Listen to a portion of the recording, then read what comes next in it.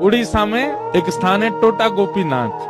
कौन से? तो वहां के जो पुजारी जी थे वो सेवा करते करते उनकी कमर झुक गई, और जैसी कमर झुकी तो अब वो ठाकुर जी को चंदन लगाते तो माथे की जगह नाक पे लग जाता, आंख पे लग जाता, गाल पे लग जाता, होठ पे लग जाता।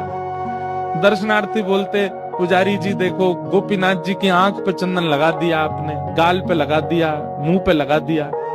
उनको बड़ी पीड़ा होती। मन में सोचने लगे अब एक काम करता हूँ कि मैं एक पुजारी रख लेता हूँ, मुझसे तो सेवा होती नहीं, कमर झुक गई मेरी। पुजारी जी जैसे ही मंदिर में आए और सेवा के लिए प्रस्तुत हुए, एक दिन की सेवा पुजारी जी ने कर दी।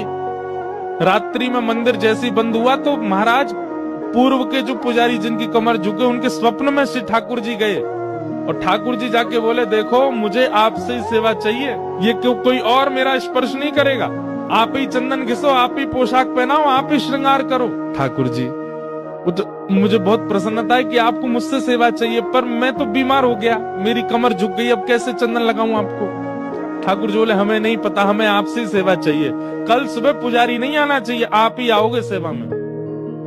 बेचारे प्रसन्न भी हो रहे थे पर रो भी रहे थे। प्रसन्न इसलिए हो रहे थे, बताओ ठाकुर जी को मेरे हाथ से सेवा चाहिए, रो इसलिए रहे थे कि मैं सेवा कर नहीं पाता।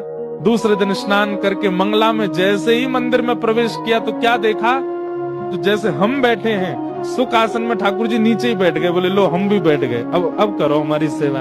तो उनका नाम पड़ गया टोटा गोपीनाथ। पर एक टोटा गोपीनाथ है जहाँ बैठे हुए हैं ठाकुर जी।